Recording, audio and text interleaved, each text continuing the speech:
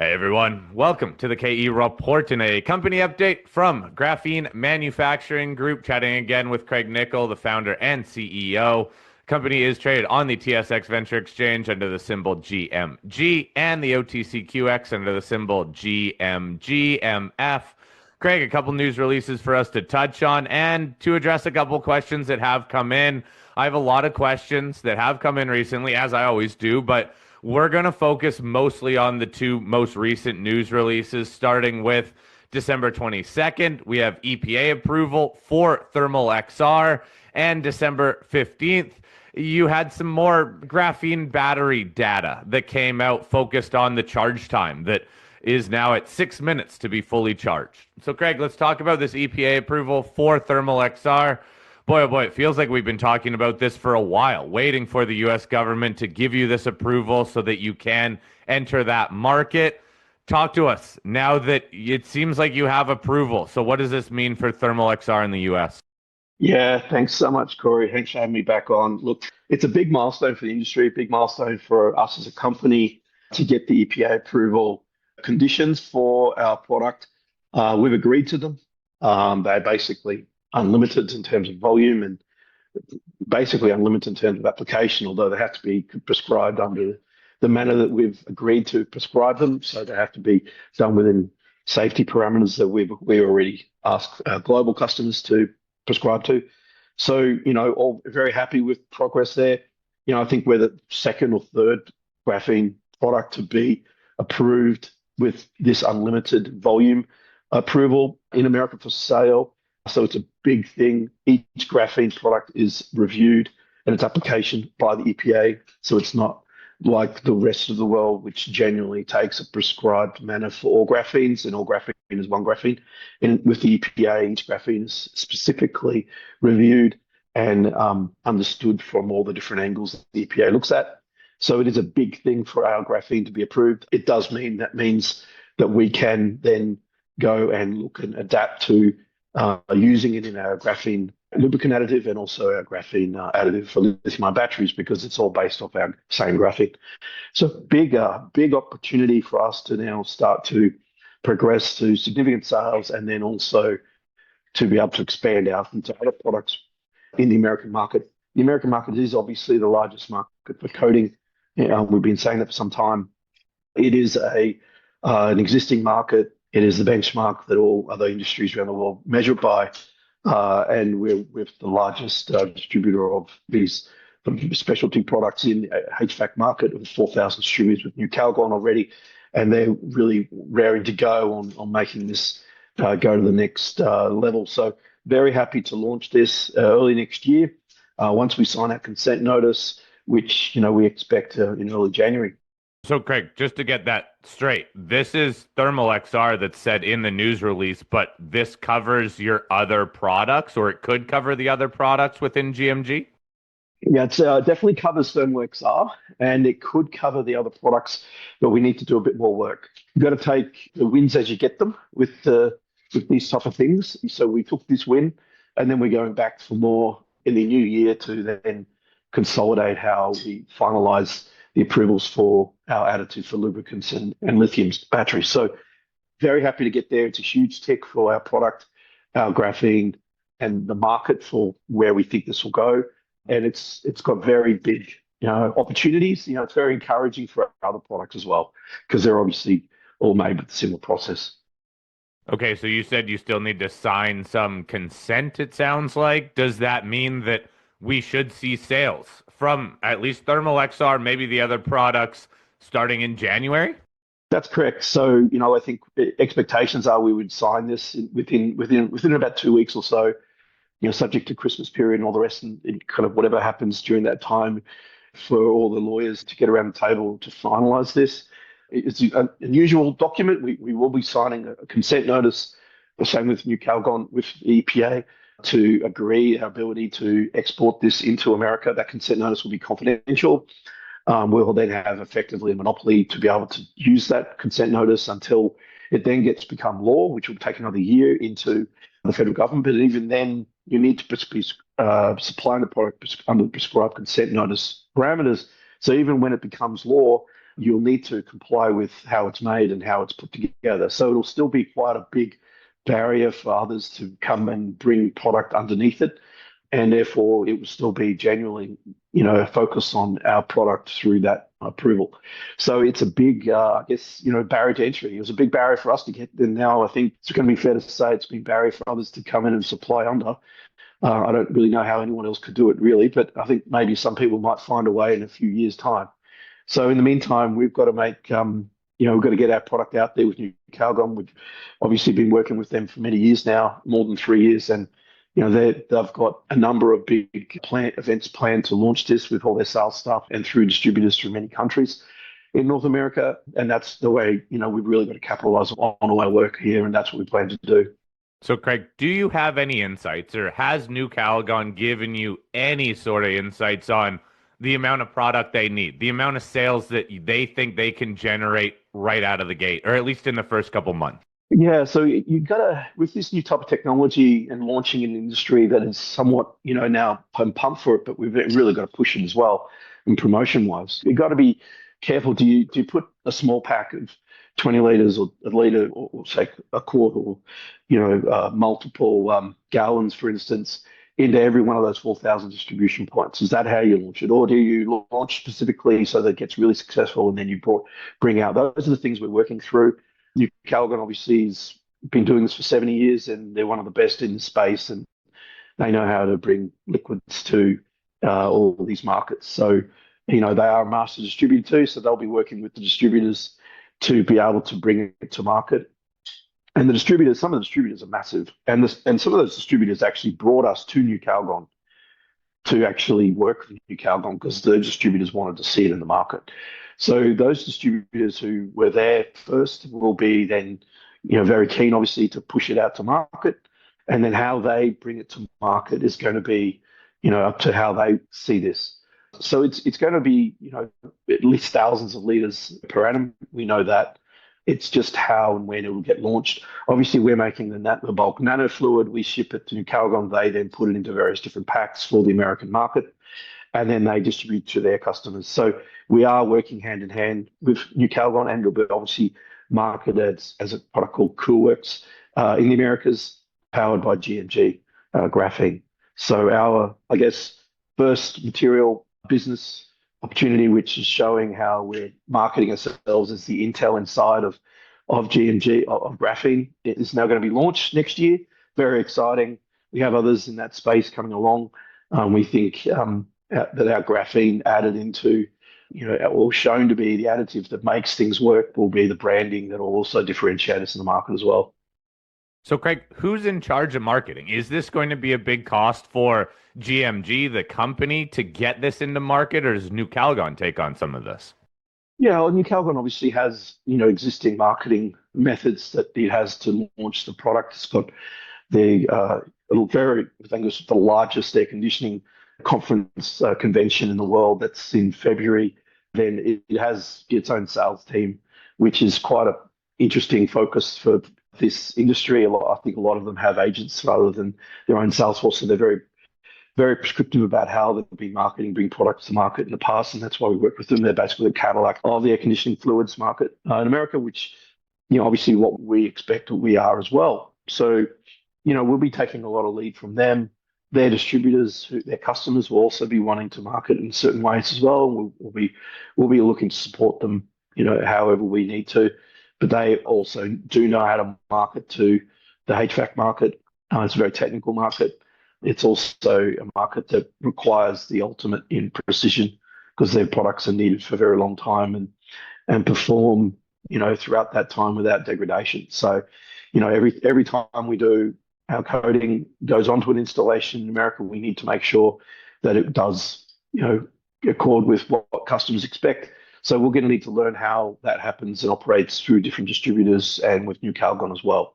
So lots of things to work through, but the market is massive. And the Florida focus, will be kind of corrosion resistance.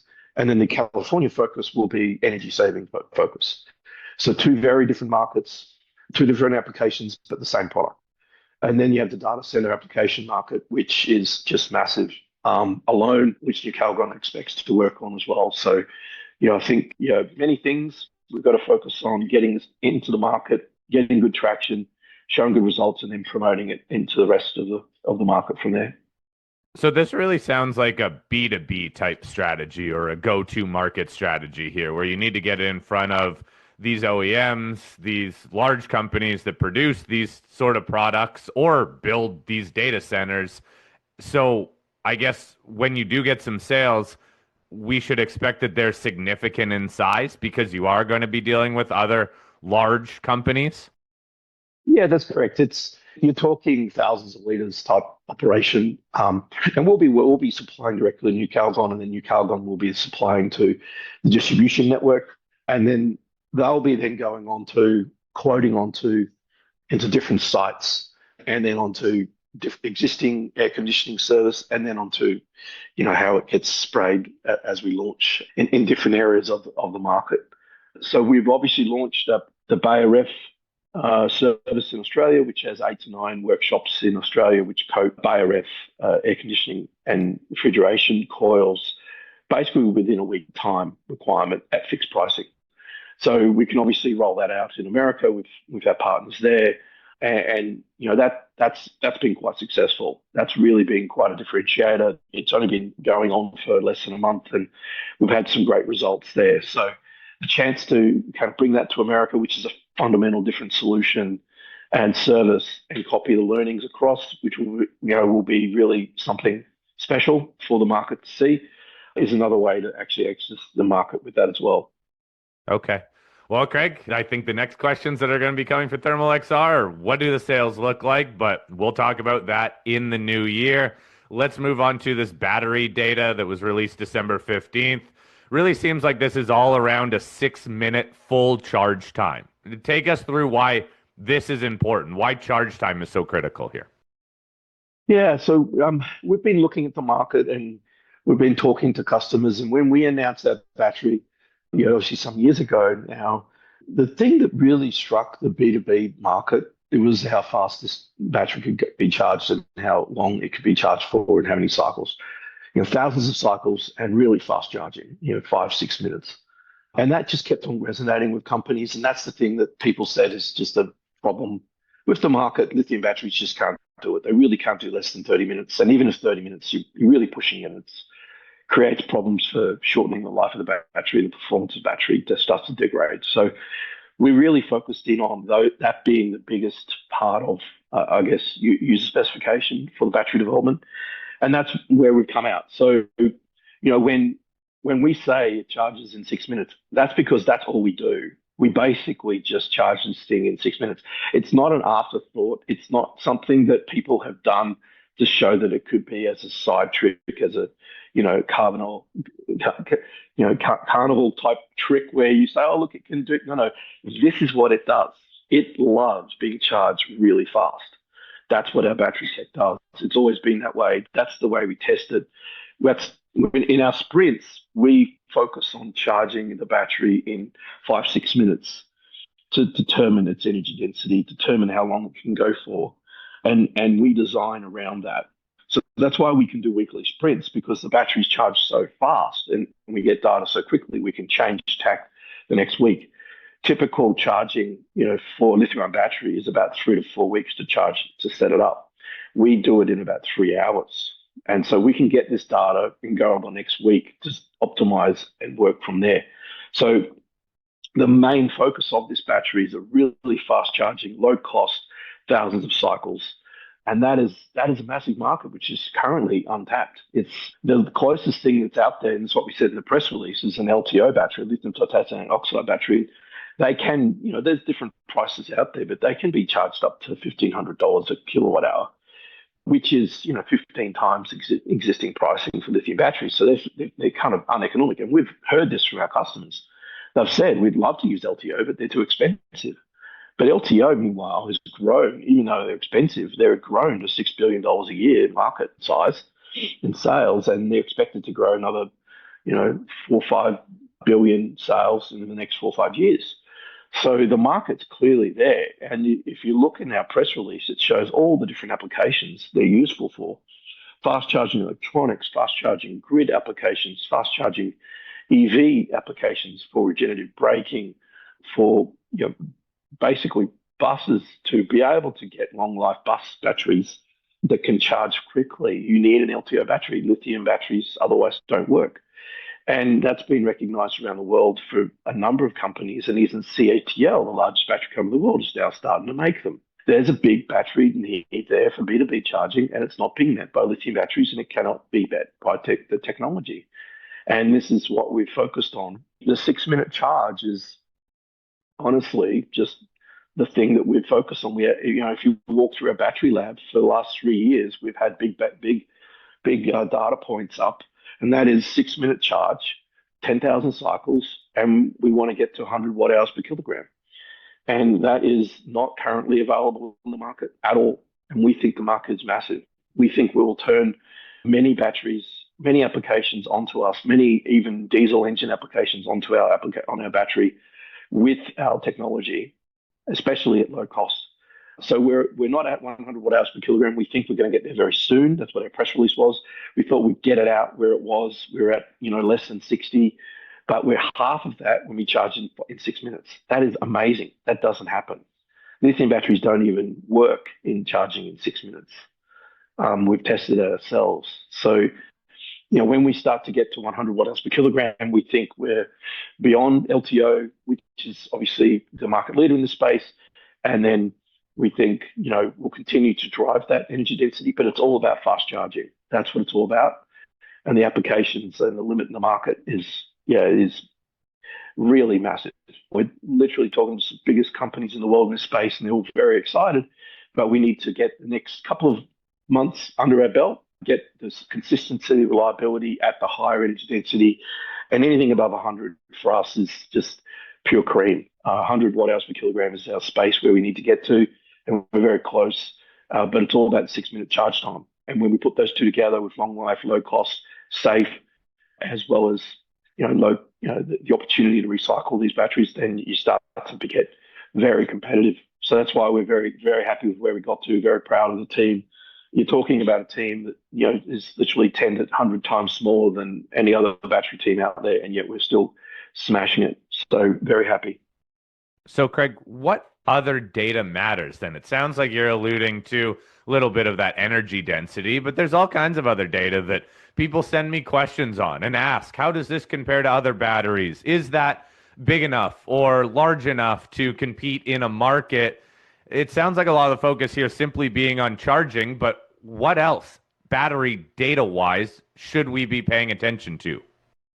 Yeah, so we have said that we believe we can get to 20,000 cycles, which is basically a battery for life, which is what LTO can get to.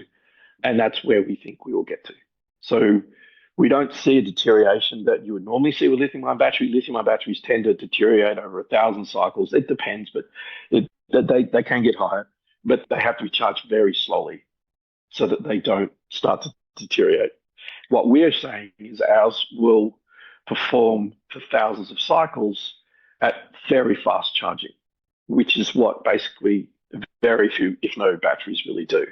So the next thing that'll come out is to say, look, here's 2,000, here's 10,000 cycles, here's 20,000 cycles data, showing it doesn't deteriorate in 6-minute charge cycles. And then we need to show that, and we'll just show that the capacity is not deteriorating. We've already got charts, but we need to get more, we need to have thousands of cycles. So that's the first, bit of data point we'll come out with. Also, another bit of data point, obviously, is higher energy density. And then, eventually we need to show that the costs are what we think they are, which are really quite low. So all in all, there's quite a few, data points that are left, but they're all, what we see is we don't see an issue there. We're seeing all the right trends in all the right places. As I said, we came out with the energy density where it is now to give people a bit of a journey, to come on the journey with us. So as we now start to kind of publish more information on our outcomes, people will start to see, that we've really got what we said we had. And then, we'll start to then also get customer testing back as well. We're working with pouch cell data, but we can obviously make this into cylindrical cells, prismatic cells, and, all of those together with our partners, with the BIC in Indiana, obviously with Rio Tinto and obviously at University of Queensland, we put all that together. We start to really push multiple different parameters in those different sectors and in those different formats. And then we'll start to say this is where we think it's the best market is for this as we get customer feedback through testing next year. Okay, what does this mean for your partnership with Rio Tinto then? We can talk about all the different markets that this battery could be used in, but at least right now, your partnership with Rio Tinto, what's their comment on this? How is that progressing? Yeah, I mean, I think Rio is obviously very established technology and mineral development, one of the largest in the world, a mineral processing company, and their applications are very clean and clear. They need something that can substantiate a battery technology for the heavy mobile equipment, and they've made it very clear that they need something that's kind of 5-6 minute charging, so that they can replace diesel.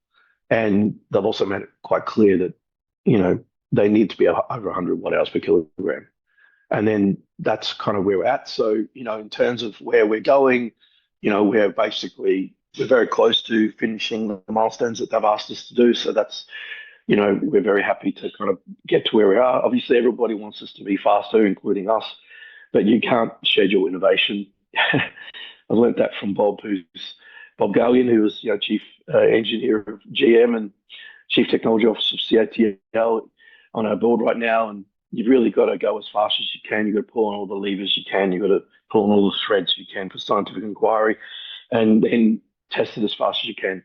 I think we're about 4 years in on this battery tech. I think we've done okay. I think we've done better than where a lot of other battery techs out there have taken a lot longer, say 10 years to get to where we are now.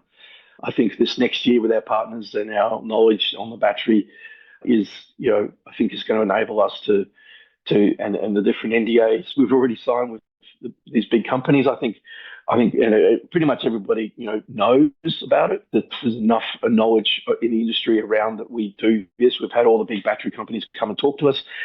So I think you put all that together. You say we're looking like a pretty good 2026. We need to get these batteries to the different partners who want to work with us in NDA and also publicly, like Rio Tinto, and get them to test it.